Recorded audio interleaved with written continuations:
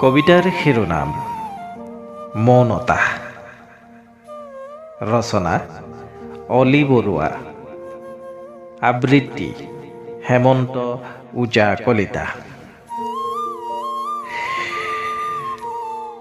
জোনাকৰ চোতালত এতিয়া মৌনতা। জোনাকৰ চোতালত এতিয়া মৌনতা।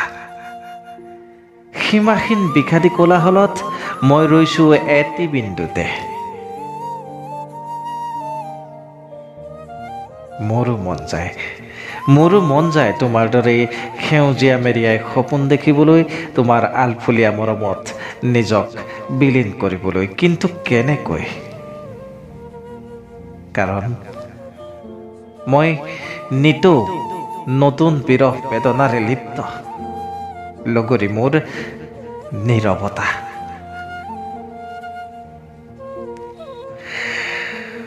অশান্ত হিয়াই ভয় কৰে সপোন দেখিবলৈ।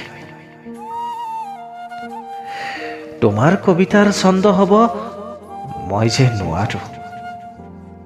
মোৰ হৃদয়ৰ শুকান পথাৰত পাৰিবা জানো মৰমৰ কঠীয়া ৰুবলৈ?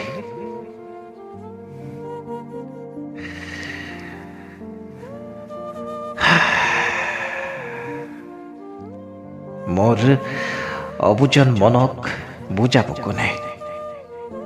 শব্দবিহীন মৌনতাত মোৰ কলিজা।